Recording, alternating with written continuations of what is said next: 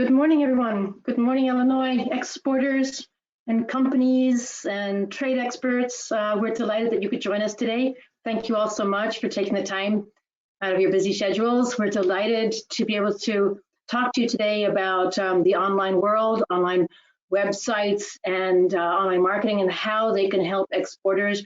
We're especially delighted that an Illinois company is joining us today, Mike Strope from MSSC, and also Gretchen and Lauro as well. So let's get started, and I guess let's start off with those introductions, as I mentioned. So as I said, we're very delighted that Mike has joined us today to tell us a little bit about the experiences of an Illinois exporter, why he chose websites, why he chose the markets, the international side, what they bring to him as a company.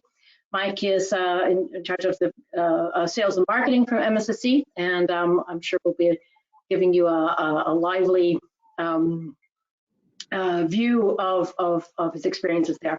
We are also really delighted and honored that the Illinois Office of Trade and Investment is represented by Lauro Arias and Gretchen Murphy for the, I'm sure known to many of you already, as they're both very experienced trade specialists for that. My name is Susanna Hardy, and I'm Chief Content Officer at IBT Online, and I'm joined today also by Chris, our Online Business Development Manager, who is actually based in Illinois and looks after the Illinois companies. I guess a brief word also, get my mouse to work first. Brief word also about who we are as a company. IBT Online. IBT stands for International Business and Technology. And we are a company that does online services. So we build websites, we manage websites and marketing for exporters. Our real expertise is in the international markets. So really about sort of bilateral trade, USA to Canada, USA to China, could be also be Germany to Brazil, whatever it is in the bilateral world. And we're a US company. As I said, we have an Illinois representative today with us, Chris, who's based in Illinois, to help Illinois exporters.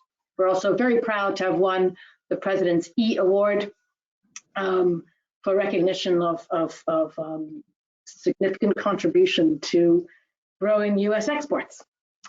We're very proud also to be working with the state of Illinois for the online global programs. We'll talk to you about those a bit later. Our agenda today, we've sort of split it up into 6 parts. We're going to start off with looking at the Illinois Office of Trade and Investment, sort of, an overview of some of the services that are available for Illinois exporters. We really encourage you. You've got a very active, very proactive and responsive trade and investment officers where, reach out to them if you haven't done so before. And then Chris is going to talk us a little bit about sort of why we think Illinois exporters can benefit from websites and online marketing tools, online business development tools in general. Then we're going to turn to Mike from MSSC to talk about his experience, his company's experience in choosing certain markets, in the whole, building international websites. Can be a daunting task. What does it feel like? How was it? And so on. And then we're going to talk again about localization, what that actually means in a bit more of a deeper dive, and equally localized online marketing and what those sort of means. And we've left some time at the end for questions. Please do drop your questions in the chat box, and we will circle back with them as we go towards the end of the takeaway and question time. We'll circle back and respond to them. During the webinar, we also have 3 little polls, just very short, quick answers, which, we'd love your feedback on during the webinar. And at the end of the webinar, there's also a very brief poll. We would really appreciate if you could fill out the poll. It's like a 30-second poll, and it just helps us sort of navigate and make sure that we're on track for getting the right future webinars for you. So with that, I'm going to turn over to the Illinois Office of Trade and Investment Services. And I think it's Gretchen who starts out first. Gretchen. Yes, thank you, Susanna. Good morning, everyone. I'm I'm Gretchen Murphy. I'm the Assistant Deputy Director for the Office of Trade and Investment with the state of Illinois. I want to thank everyone for coming this morning, and particularly to IBT Online for putting this together and helping us inform Illinois businesses about how to use website localization and online business development tools to grow their exports. I will give a very, very brief overview of our office before I hand it over to my colleague Lauro for an overview of our program, the iStep program, which is how we support Illinois businesses to grow and expand into new markets. You'll see on the slide here, our mission is to support Illinois companies' expansion into global markets through exports and supporting foreign direct investment in the state. We offer a variety of services. They're listed here. I won't repeat them all, but sort of key to that is providing our leading global trade missions and group trade missions, and supporting through market intelligence and export assistance. On the next slide,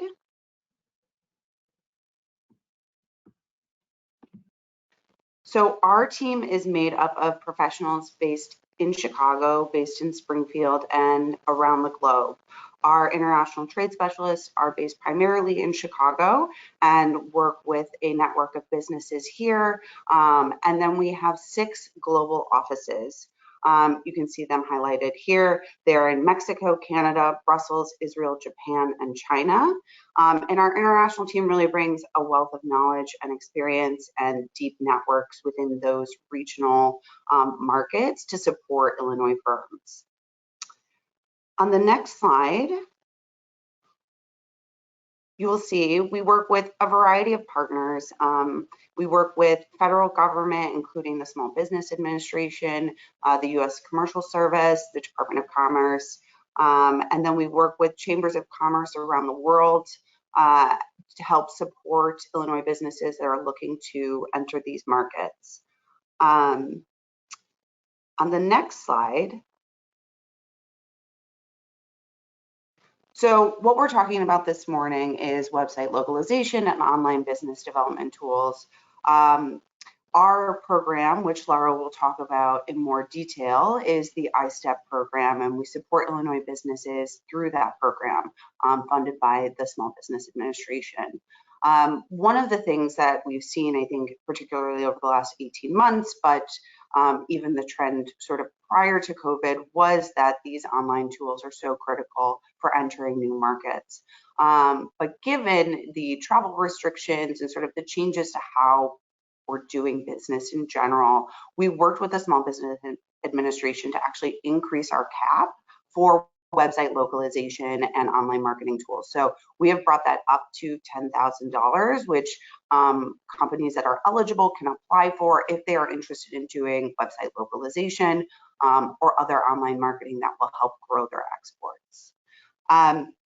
With that, I will turn it over to my colleague Lauro for an overview of our iStep program, but look forward to hearing from everyone in the Q&A. Thanks.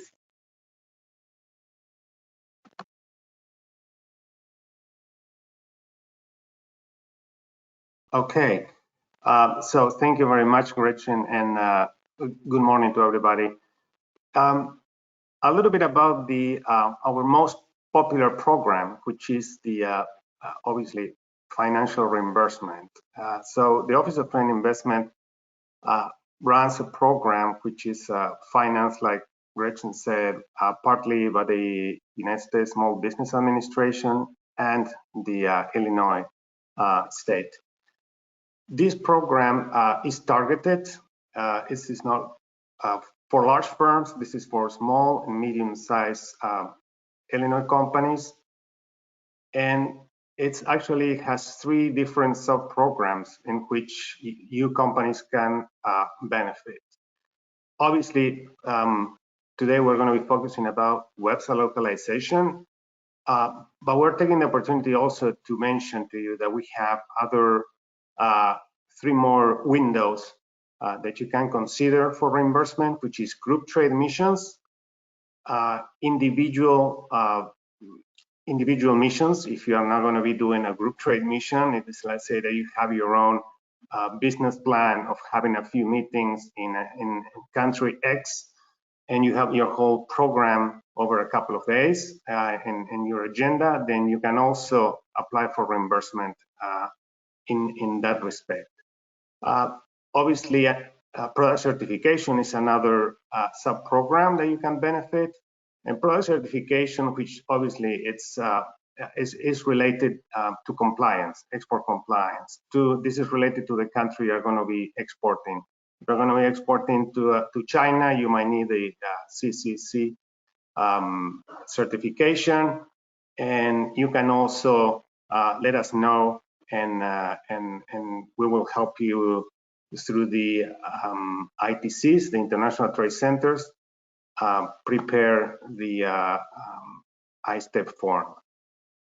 So website localization, which includes, and we're going to be talking a lot about this, but includes things like search engine optimization, translations, and some marketing as well, and e-commerce, of course.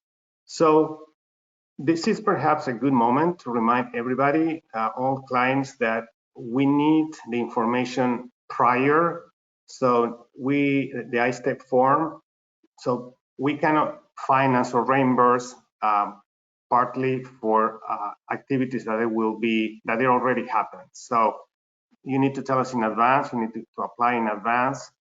And here we have the eligibility requirements. Coming back to what I said, it's a program targeted to small and medium-sized firms. So you need to be established for at least 1 year as a registered Illinois business. This is for companies with fewer than 500 employees. You need at least $250,000 in annual revenue.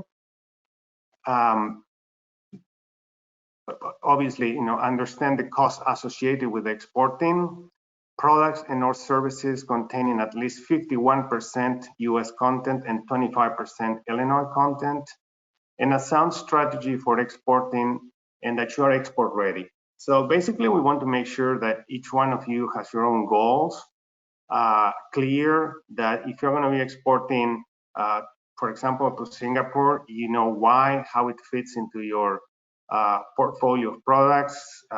What is your goal in terms of, are you going to be targeting Singapore, is it just 5% of your exports? Is it going to be 20%?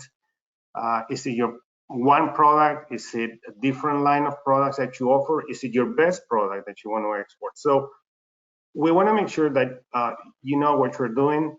Are you going to be selling this directly? Are you going to be exporting this to another company? Does it make sense? Do you want your best product to be sold under another name, or you want under your own name?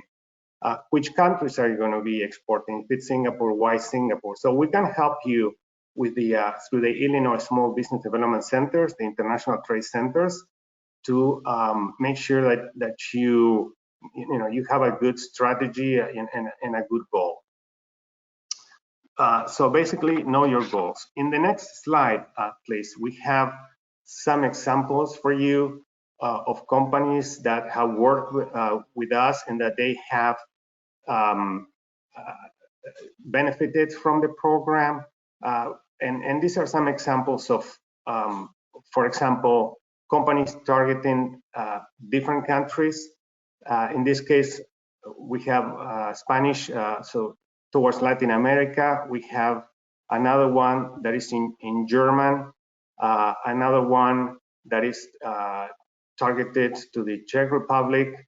And we will talk a lot more on this further on. So in the next slide, please. There we go. So I'm very briefly going to obviously relate to what I do, because I cover Asia Pacific, and I'm based here in Chicago. I should have said that from the beginning. And but we work with our offices in China and in Japan. And where we don't have an office, we partner either with the federal government or with private firms to get you what you need. So for example, in Asia Pacific, where are we exporting? So, and these are things that you need to be considering. So we have countries like, Japan, Hong Kong, South Korea. That is showing you basically, where is the noise? Where is the demand? Where are people exporting in Asia Pacific? So think about all this. There's always a reason why these numbers are there.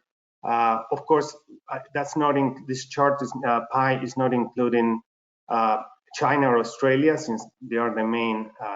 They will make these percentages relatively a lot smaller. So aside from China and Australia, there we have Japan, Hong Kong, South Korea, Singapore, Vietnam, Taiwan, India, Indonesia, all very interesting countries. Philippines, Malaysia, and in the next slide, please. And I wanted to spend a couple of minutes on this.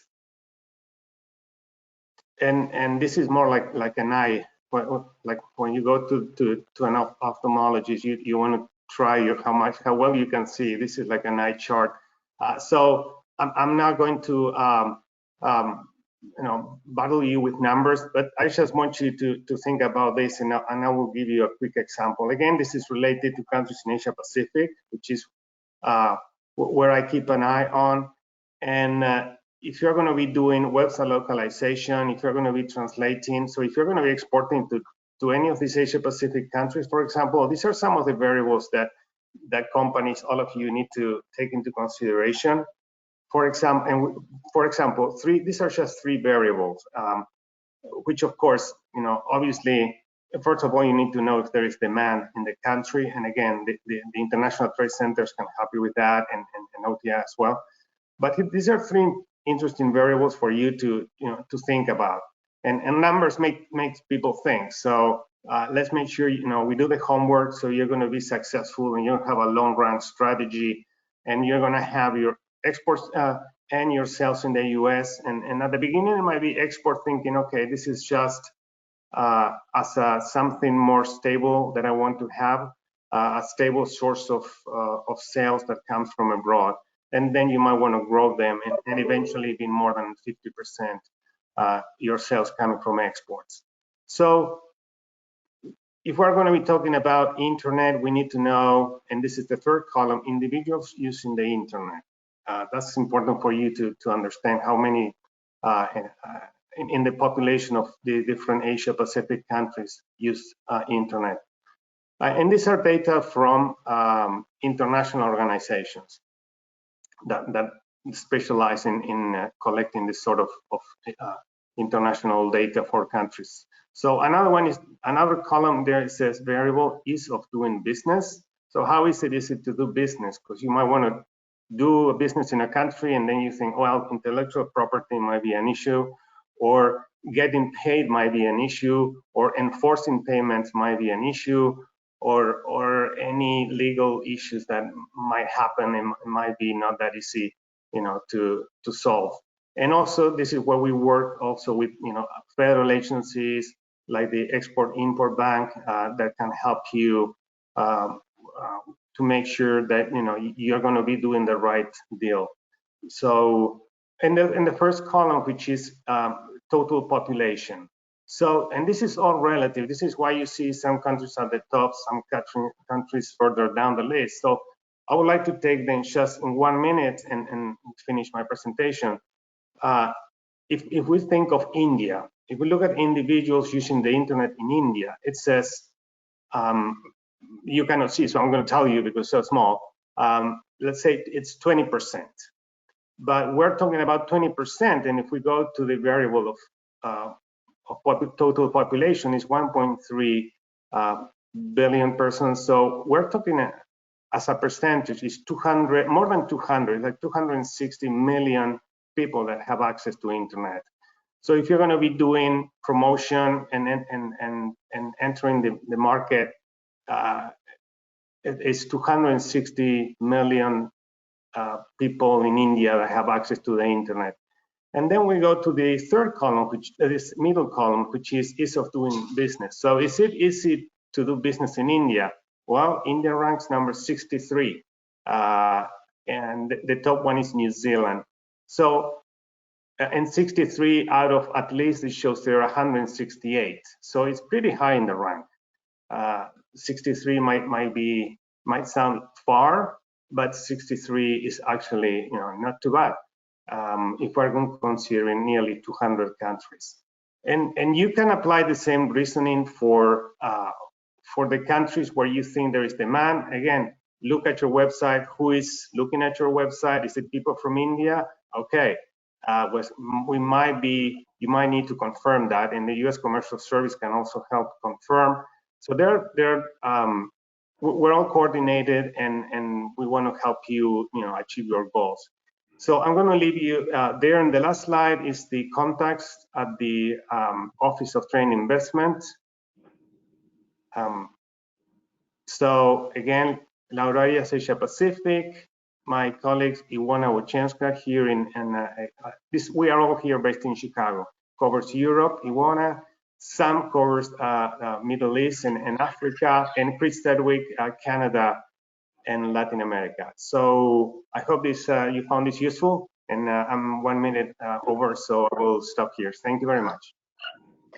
Lauro, Gretchen, thank you very much. Great. Thank you very much. Before I pass on to Chris, I just thought we'd launch a quick poll as well, which is just a quick poll just to ask you all, where is my poll? Hold on, I'm sorry. Oh, there we go. Just to ask you all if you've actually already taken advantage of the services of the Illinois Office of Trade and Investment, the OTI. If so, if you've done that, regularly, if you're a regular interactor with the OTI, Illinois, or if this is something that you only dip your toe in occasionally, or if you're still holding off and thinking about it. First of all, I'd like to say thank you all for jumping on that poll. You're very reactive. That's great. Thank you. I appreciate that. And I can give you a little bit of feedback. 2/3 of you interact very regularly with the Illinois OTI. So thank you very much for that. I'm going to close the poll, but I appreciate that you're there. And now I'm going to turn over to Chris to talk a little bit about why do Illinois exporters need online tools. Chris? Perfect. Thanks, Susanna. And thank you, Gretchen and Lauro, for explaining the opportunities available online for Illinois exporters. And that's a great segue to why Illinois exporters need these virtual tools to help you succeed globally. But before that, let me go ahead and introduce myself. As Susanna said, I am the Illinois Online Business Development Manager. I'm based currently out of Morris, Illinois. So if you're familiar with the suburbs of Chicago, just about an hour south. But yeah, I'll go ahead and touch on the why. So to go ahead and start, when we speak to our clients about what priorities they have now, especially in light of challenges presented by COVID, in the way that the market is going, they state that these are the top 4. So we'll be really focusing in on the highlighted one because that is what online tools do. They help you grow your sales, your exports, and your business, and grow your top line as well. So before we really get into that, let's first talk about why the online tools can be effective. So Susanna, if you could turn to the next slide, perfect. And because especially in this last year, the world has gone online. So these metrics are based from January 2021. And as you can see, over 4.6 billion people are on the internet, which is about 60% of the world. And they're spending a lot of time online, an average of nearly 7 hours a day. So the biggest takeaway from this slide is across the globe, your customers, prospects, leads, future distributors, future employees, everyone your business interacts with is online, and most of their day is spent online as well, and the market is growing. So some 316 million people joined the internet last year, and 490 million joined social media in 2020. This is great news for small to medium-sized enterprises. So speaking about social media and more in turn towards communication, as stated on the previous slide, over 4.6 billion people are now online. Well, 4.2 billion of them are now using social media. And the vast majority of these people, actually about 99% of these users, are using their mobile phones, so very mobile friendly. And the average time spent on social media, about 3 hours a day, means there's a lot of communicating going on. So again, this is great news for small, medium-sized enterprises and exporters, of course, because it means you know exactly where your clients and your prospects are and what they're doing. And they're all on social media, so it makes it a great avenue for communication, not only for B2C, but for all routes to market as well. So in reality, online is for everyone. So what we found is that there are many companies in the B2B space that sometimes don't pay enough attention to their online presence. And because of what we like to call the perfectly engineered syndrome, basically banking on the fact that your product is so wonderful that it sells itself, especially now that it's more difficult to meet face-to-face and do trade shows and missions. You need an online presence that'll show your products, their values and benefits, keyword optimized so that your clients can find them in the market. And people make purchases, of course, for their business through their due diligence. So as you can see some of the statistics on this slide, 94% of B2B purchases are researched before contacting a sales rep or distributor. So they're already doing the research before even getting in contact with you. And over 70% of these searches start with generic searches such as CRM software rather than specific brands. So when we talk about the core online business development tools, we're focused on two interconnected pieces. The first being your website and the second being your online marketing. So it used to be just acceptable just to have a basic core domestic website, making sure you optimize it every once in a while, sort of like an annual spring cleaning for your search engine. Now that things are a little bit more competitive online, you do need a online marketing search strategy as well. So to be clear, you still need that well-designed, optimized core website with updated content and SEO work, but now your SEO needs to be regularly checked, freshened up, and you need a thought-out, planned online marketing strategy to really bring people to that website as well. So if we could go ahead and go on to the next slide, we'll see what a successful strategy could look like. So we like to think of websites sort of like digital real estate. So your US domestic market website can have its own communication policy surrounding it, using its own SEO and social media to draw in clients and prospects to your website, of course. And for your international clients and prospects, you need a similar online environment. So real estate in their market. So let's say you're targeting the French market and Brazilian markets, as you can see on this slide, that also need a dedicated localized website with its own search engine and social media marketing strategy. And this acts as a springboard for your communications. It can all feed back to your US website and certainly should be linked as well. And of course, brand consistency is super important, so making sure that it's consistent across the brand, across all markets. So as a takeaway, make sure you have your localized websites first, and then add on the online marketing to act as a springboard there, with clear goals, buyer journey mapping, as well as metrics. So those are kind of the essentials of what we'll be talking about when it comes to website localization. So why do Illinois exporters need localized websites? Well, of course, the world is more online now than ever. This online world can help you connect with future clients, employees, and suppliers, as I mentioned. But really, it should be in their search engine and in their language, because we want to make sure that you catch their attention. And especially in this new normal, access to effective online business development tools is essential to helping you get found, understood, and easy to do business with in your target markets as well. So that brings us to the Illinois Online Global Programs. Next slide, please. The Illinois Online Global Programs, Michael will speak a little bit about his experience with it, but just as a real brief overview, of course, we have some of the benefits on the right, and of course, these include making it easier to reach and be found in your new markets, which leads to creating your sales funnel, growing your brand awareness, and having the ability to measure and really manage your online success. So with that, I'm going to go ahead and hand it over to Mike Strope, VP of Sales and Marketing at MSSC, to tell us a little bit about his experience with the Illinois Online Global Programs and how it has helped his company. Mike, awesome. Thank you, Chris. My name is Mike Strope with MSSC, Vice President, Sales and Marketing. I've been here for around 10 years now. MSSC manufactures water-activated tape dispensers, stencil machines, inkjet printers. We sell to over 50 countries worldwide and through all states in the US. We only sell through distributors. A couple points that Lauro talked about, not just website localization, which I'm going to talk about, but we've also used Illinois STEP funding for product certification when we really started expanding in Europe and the UK. We needed CE certification. They helped us with funding for that. And we've used their funds for trade missions down to South America in 2019 and 2018. So excellent resource. Make sure you reach out to them. I've talked to Lauro quite a bit. Just if you're interested in various countries, they will help you research statistics, talk about countries, databases of companies that you might be interested in. So make sure you use them. We certainly have. It's been great for us.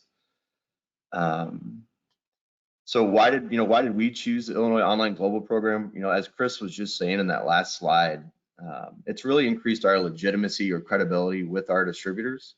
So we identified Brazil, the UK, and Mexico as regions of the world that we were interested in, that our sales were growing and we wanted to increase those. So as we only sell through distributors, it's really built credibility with them as well to have their information on those websites. It's helped with leads coming in because those end customers are able to search in Portuguese, in Spanish, and they're being found. So we're getting legitimate leads in those areas. One of the things I found striking was the Mexico website that was made for us is in Spanish. So we're not only getting leads in Mexico, we're also getting leads from Nicaragua, Panama, Colombia, coming in through that website. And I believe it's because that website is in Spanish and those end customers are looking for these products in Spanish, finding them, and then coming into us from that. So it's been a great success for us. We couldn't travel, as Chris alluded to, the last 18 months. We had a big trip planned to go to Europe, exhibit at a trade show. We had allocated around $20,000 to do that travel. We couldn't do it. We happened to watch a webinar with IBT and State of Illinois talking about website localization. So what do we do with these funds? How do we continue growing our exports if we can't travel? Website localization.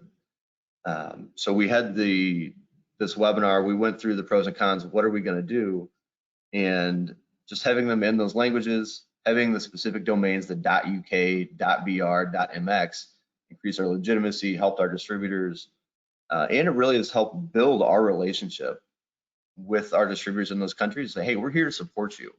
So when those end buyers see our product, and then they go to the bottom of each page and they see your information, we're not coming to take individuals direct sales. We're here to support you.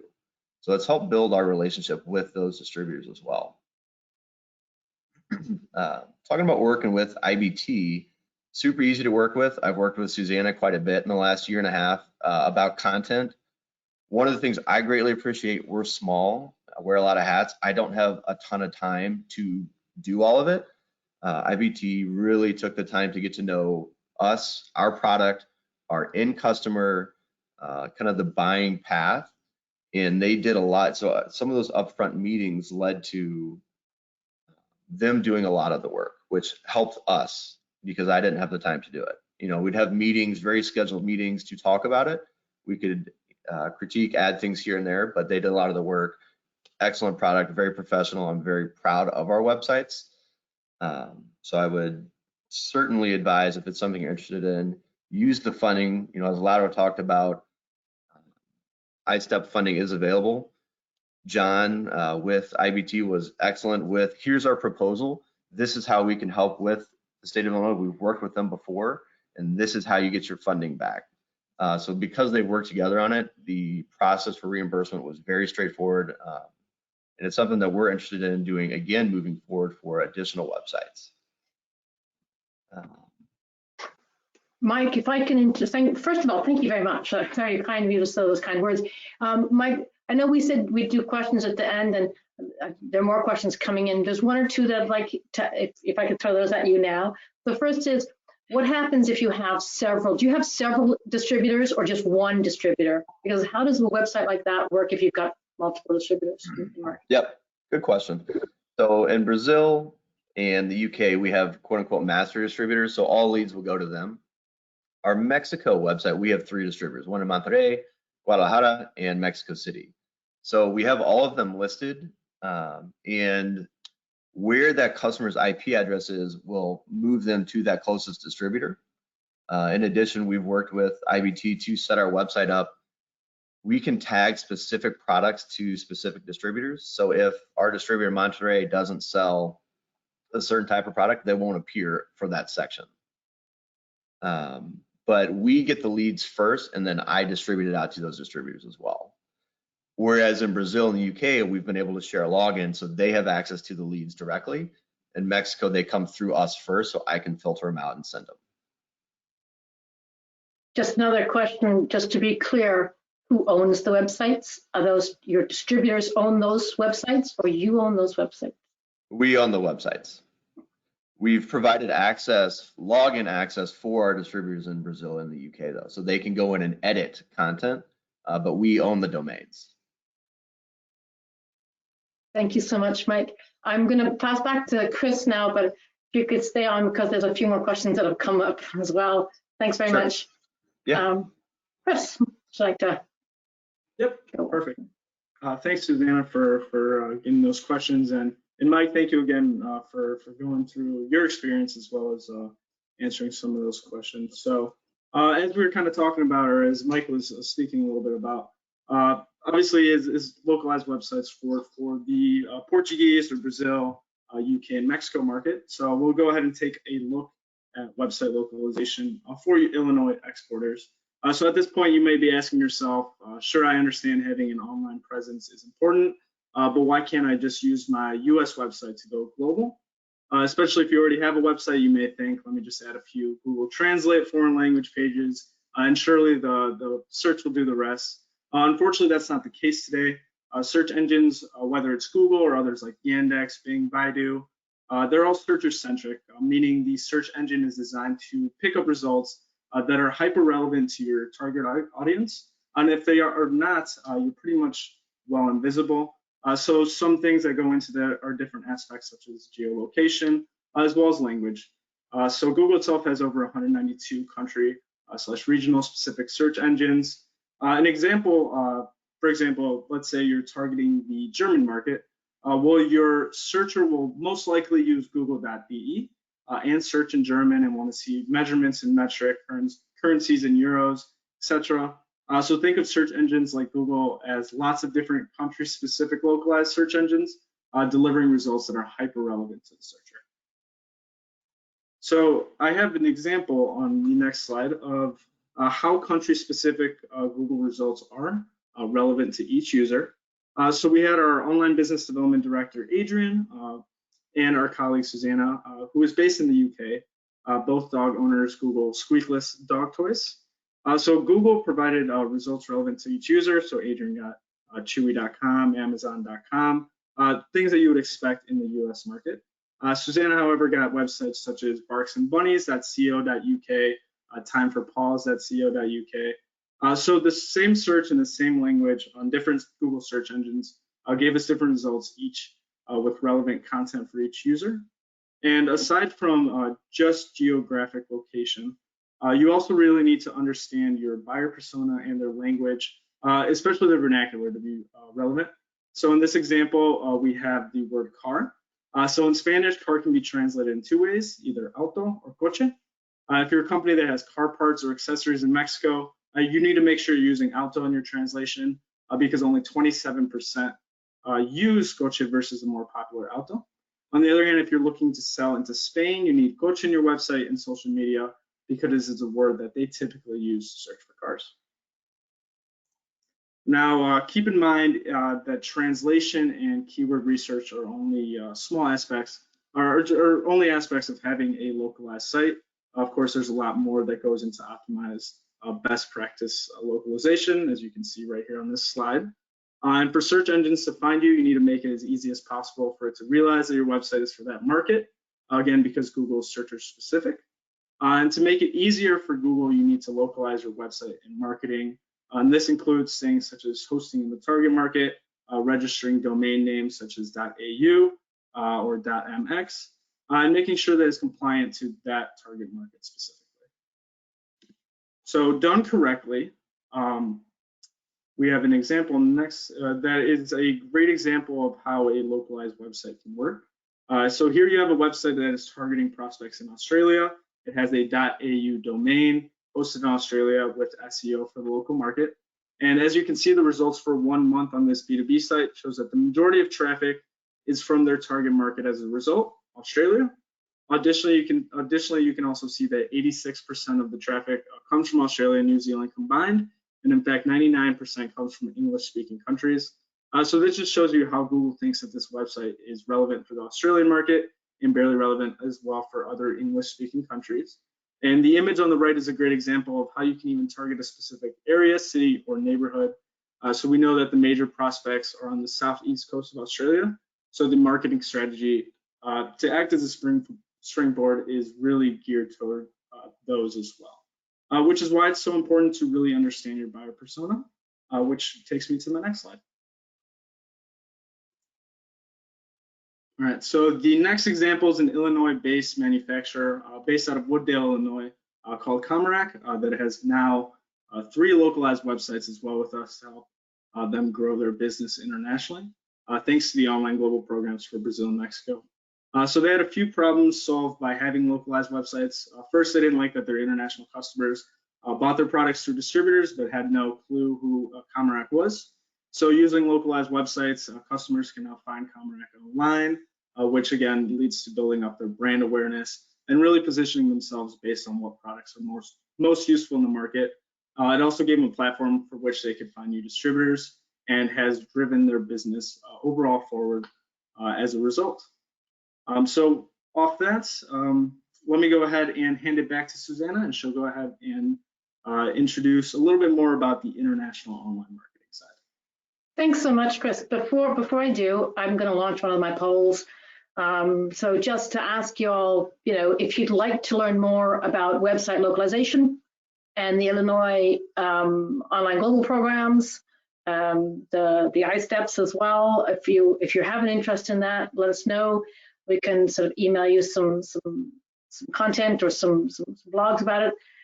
If you have an interest, please let us know. And again, thank you very much for that rapid turnaround on that. So quite a few of you are interested, and that's great. We're delighted to hear that. So I'm going to close that poll, and I have one last poll, by the way, later coming up, which is just about same thing, but about marketing as well. So I'm going to talk very briefly. I'm going to zoom through it a bit because we want to have some time for questions.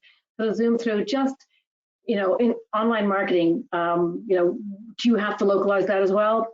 Guess what? Yes, you do. And I think Chris gave you some numbers earlier about 4.2 billion people on social media throughout. For B2B companies as well as B2C, it is a tremendous way to get your brand in front of people. And I'm not talking about necessarily doing it on TikTok, but maybe, choosing the right channel for your company. In this case, it could be a YouTube or a LinkedIn. It doesn't have to be sort of the more B2C channels, the ones that are more cheap. So they're also a tremendous way of leveling a playing field. So no matter what the size of your company, you can really sort of compete at the same level as bigger companies if you have a very highly skilled social media and online marketing strategy to back up your websites. Localizing your websites depends a lot on your buyer personas in those markets, and they can even just be, minor twitches and tweaks in the buyer persona that you need to do.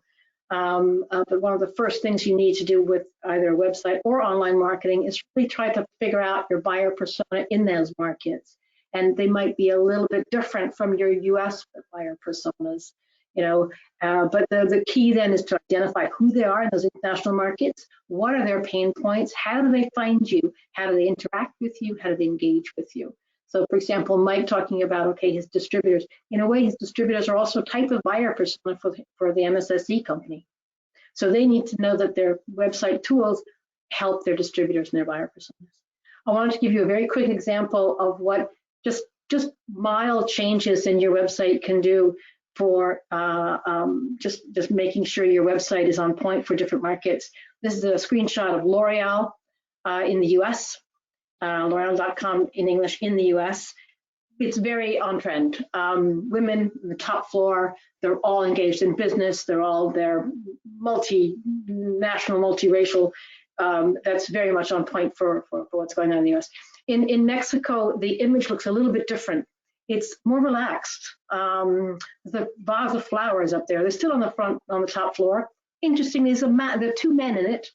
They're sort of gathered around this very collegiate experience here. They're gathering around this laptop and working all together. It's very much all together. And in Brazil, it's very much Brazil. The sky is blue. There's water. It looks like Sao Paulo there, and much more relaxed. Things, the woman's in jeans, and again, but collegiate experience. So these are just little sort of examples to show you how you can just tweak your images a little bit. For example, just tweaking your content a little bit to make sure that you're hitting your buyer persona. Buyer personas react very differently across markets, very differently on international marketing. And the same can be said about your websites. The way they interact with your websites is different in different markets. This is an example of very, it's the same product, same company, almost the same post, obviously localized. The reactions we had first in the UK, we were really pleased. We got 1,200 engagements with our little posts here from the UK, which is not bad for frosty old English. But in Mexico, we were over 20,000. Whoa, this is really successful. If you dig one level, but this is, in a sense, that's vanity. If we need to dig one level lower, what's going on in Mexico? So here you have over a 12-month period, Mexico versus the UK. The blue and the red shows you the vanity. How many people liked it, shared it, put smiley faces on it, thing like that. The yellow and the green bars show you how many people engaged with conversion. How do I buy this? Where do I buy this? Where's the lookup guide for this product? And so on. And those are the ones. You'll see that Mexico is like 2 or 3 times the size of the UK in vanity, but almost the same in terms of conversion. So we know, for example, that you need 3 times the level of engagement in Mexico to get the same conversion sales that you would get in the UK. That's just a difference of marketing, just kind of fun. A couple on one slide only, because I want to have some Q&A time. A couple of best practices on marketing, and I've put sort of 7 key things down here. The first key, you have to have a place where your international online marketing goes to. Let's say you're reaching out to the Japanese market. Where do your Japanese prospective buyers go? So you have to start with a localized website. That acts as a springboard. It acts as a place where they can gather, understand what you want, and so on. And then obviously your buyers persona and their buyer's journey, how they interact with you, setting your goals, the right platform. I mentioned, is it going to be TikTok or LinkedIn? Is it going to be Baidu and WeChat, or is it going to be Instagram? Always engage for that. Answer things, comment, react, and then always analyze. Analytics are so important. Irregular analytics, monthly analytics, and then finally, don't stop. Once you start marketing, don't stop marketing. It's not an on-off button that you can do easily. Couple of I'm going to use one example of a company we're working with, an Illinois company, Holtec Gas Systems, and again, very much sort of industrial company, engineering company, really looking at the search engine marketing, social media marketing, reporting analytics, email campaigning, and so on. If you want to learn more about marketing and so on, we're very happy to answer any questions in the Q&A session. But in the meantime, I'm going to launch my last poll. So I just wanted to ask you all, if you wanted more research on that, let us know, and we can direct you towards some free resources for Illinois exporters. We can let you know sort of what's going on and who you can interact with, and what programs are available for you for that. Oh, again, that's terrific. Thank you very much. Very pleased with that. We will circle back with you in due course. Thank you for that. Right, I'm going to close that poll because that's my last poll, you'll be glad to know. Just some quick summaries before we get into a few more questions. And please do keep them coming. Summarizing, Chris's slide earlier I thought was worth just a summary slide as well. From our point of view, yes, trade shows will remain important. Yes, it's important to have face-to-face, but I think the online world is not getting back into a box. It's expanding, and I think people judge companies by their websites as well. You need to make sure that your website is up to your brand and up to your brand standards, and is reaching out to your buyer personas in the right way, and your international ones in particular. It can be daunting, but it doesn't have to be. It can actually be straight up. It can just, it's a well-trodden path. Then take advantage of the OTI. Take advantage of Lauro and Gretchen and their teams. They are fantastic resources, as Mike mentioned, whether that's for CE marking certifications, whether it's for trade shows, whether it's for website localizations, whatever it is. They have, a wealth of programs for you and are there to help you. Very reactive team. Illinois is lucky. You've got a really, really great team there. And one of the quivers in their bow, as it were, are the online global programs, which we've talked about briefly today. So with that, I'm going to turn around to Q&A time. And a couple of them have come in. I'm going to try and group them a little bit. I guess really first for Gretchen and Lauro.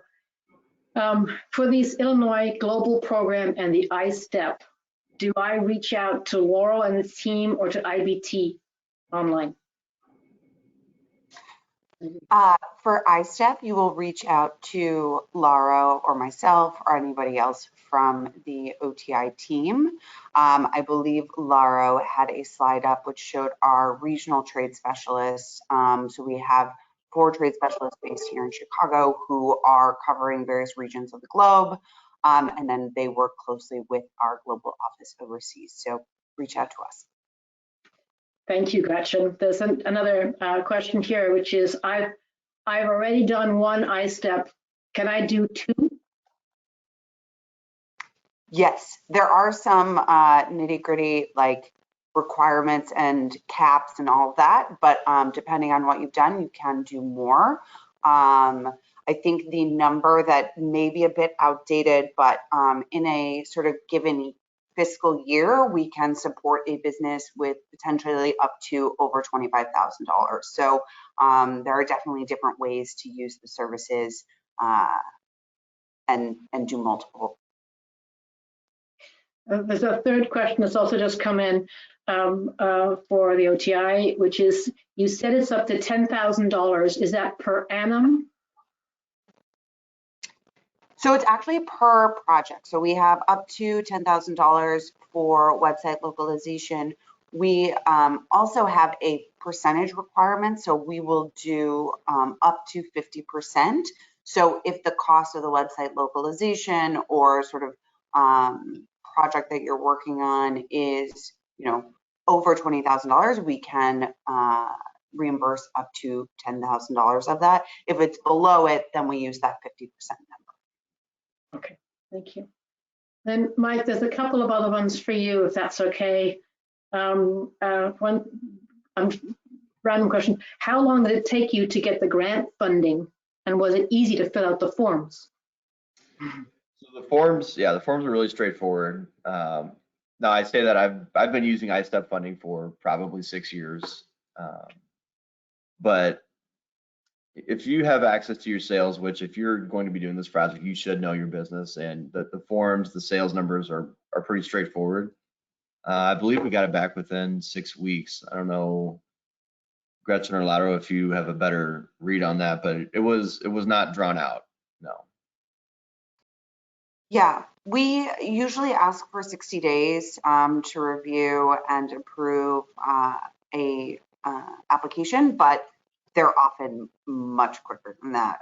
We sometimes turn things around, especially when there's travel involved, in a week's time. So we do ask for that 60 days.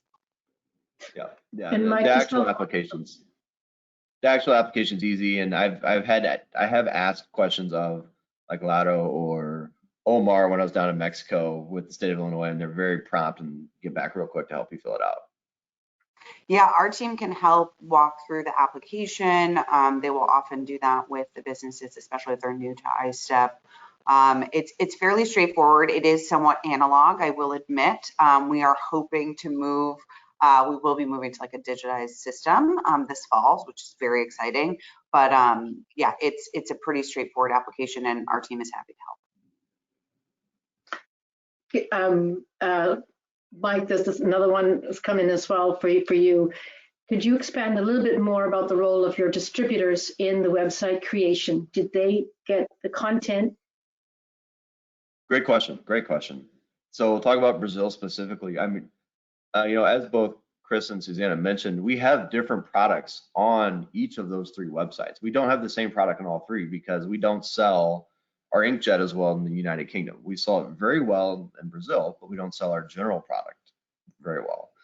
So one of the things that was really stressed, I think, by Susanna and John and I think Michael, was make sure you have local images and videos of your product in those countries to really help legitimize. So I leaned on our distributors to get videos, photos of our product in use in those countries to put on those websites. So it's like, hey, I can relate to this. This is in Portuguese. I can see these factory workers using this product and it's local.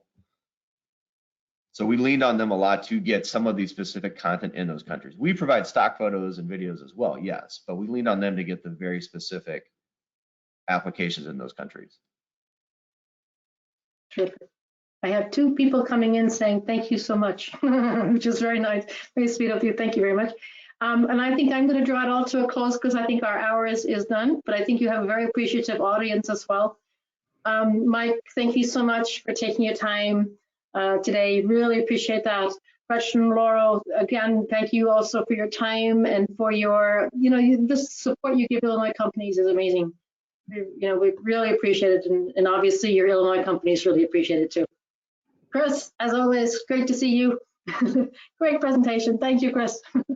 And most of all, I wanted to thank our audience for taking the time to join us and all the companies. I know you've got busy day jobs, so lovely that you could take the time and be with us today.